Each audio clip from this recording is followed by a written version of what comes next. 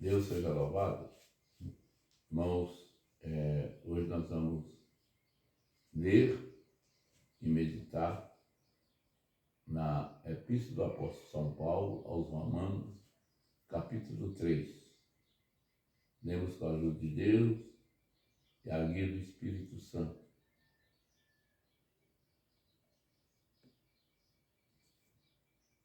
Como é, pois, a verdade dos judeus? Por que a utilidade da circuncisão? Muitas de todos eles, principalmente porque aos judeus foi confiado a palavra de Deus. Se alguns não creram, a infidelidade foi, eles não creram, seja Deus verdadeiro e todo homem, cada palavra, vencer quando for julgado. Mas se a nossa injustiça faça a injustiça de Deus, que diremos? Será Deus injusto para entrar com a sua ira? Isso eu falo como homem. Do contrário, como julgará Deus o mundo? E se por causa da minha mentira fica relevo de Deus para a sua glória, por que sou eu condenado como pecador? E por que nos diremos, dizem, uns falam, praticamos o mal para que venha o bem? A condenação desses não tarda. Que se conclui que nós temos uma vantagem de forma nenhuma, pois já temos demonstrado, tanto o judeu como o gentil pecado. Não há um justo sequer, nenhum sequer. Não há quem entenda, não há quem busca Deus. Todos pecaram e foram destituídos da glória de Deus. Não há quem faça o bem, nenhum sequer. A garganta deles são como um sepulcro aberto. Com a língua fala a mentira. Os venenos de cobra estão nas suas lábios. São cheios de maldição e de amargura. Os seus pés gelosos para cometer o pecado. E os seus caminhos é cheio de destruição e miséria. Desconheceram o caminho da verdade. Não há temor de Deus neles. Ora sabemos que tudo que a lei diz, ela diz para aqueles que estão debaixo da lei, para que tudo cala e tudo seja condenado diante de Deus, para que tudo seja justificado diante de Deus pela lei e o pleno conhecimento do pecado. Mas agora, sem lei, se manifestou a justiça de Deus, testificada pela lei e pelos profetas. A justiça de Deus, pela fé em Jesus Cristo, ela foi revelada para todos os que creem. Porque não há distinção entre o judeu e o grego. Todos pecaram e foram destituídos da glória de Deus, sendo justificados gratuitamente mediante a graça que é em nosso Senhor Jesus Cristo, a quem Deus propôs no seu sangue como sacrifício pelo pecado, para manifestar sua justiça mediante a justiça de Deus. Deus deixou impune os pecados de antigamente, manifestaram sua justificação no pleno presente, para ele mesmo ser justificador daqueles que creem em Jesus. Onde pois a jactância foi de todos excluída. Das obras? Das obras, não. Pela lei da fé. Concluímos, pois, que o homem é justificado pela fé, independentemente das obras. Ou porventura, o Deus é somente do judeu? Não é também do gentil? Sim, também do gentil. Visto que Deus é um só, justifica pela fé tanto o circunciso como o incircunciso. Oremos por a lei pela fé? Não. Pela lei não. Agora confirmamos a lei pela fé. Amém. Então, querido irmandade, agora nós vamos meditar segundo aquilo que foi lido e segundo aquilo que Deus me revelou nesta madrugada, quase de manhãzinha já. Irmãos, o apóstolo São Paulo, ele escreveu essa epístola direcionado aos romanos, porque em Roma também tinha uma colônia judaica que creu no Senhor Jesus. E muitos dos romanos também creu no Senhor Jesus.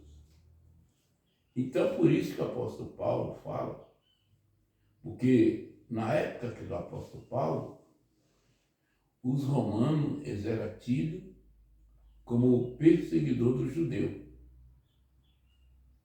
E é tanto assim que Pôncio Pilato, que era um administrador de César, né, o representante de Roma na Judéia, quando o Senhor Jesus foi crucificado, e ele pôs aquela placa lá em cima, que é a condenação do Senhor Jesus, depois ele exigiu do judeu que eles apresentassem o corpo do Senhor Jesus. Como não tinha como o judeu apresentar, porque os 3 dias que o Senhor Jesus passou morto, o judeu não fazia nada. Então, como o Senhor Jesus morreu na sexta e só ressuscitou na manhã do primeiro dia de semana, quer dizer, na madrugada de sábado para domingo, então aí que o judeu ia entregar às autoridades judaicas, que seria o sumo sacerdote, eles iriam entregar para Roma o corpo de Jesus. Só que nesse inteirinho, Jesus ressuscitou. E eles não tinham corpo para apresentar. E o que os romanos exigiam do judeu? Que cada dia que o judeu não entregasse o corpo do Senhor Jesus para eles iam matar 12 judeus. Então, todo dia depois que o Senhor Jesus foi crucificado e ressuscitou, a partir se fosse hoje, nosso calendário, que nosso calendário é o calendário juliano, seria então, na segunda-feira, os romanos já começaram a crucificar 12 judeus todo dia, até que eles apresentassem o cadáver do Senhor Jesus. Como o Senhor Jesus voltou à vida, ressuscitou, melhor dizendo, eles não tinham corpo para apresentar. Então, Pôncio Pilato, pela maldade dele, ele continuou matando todo dia 12 judeus, que era o número dos 12 apóstolos do Senhor Jesus.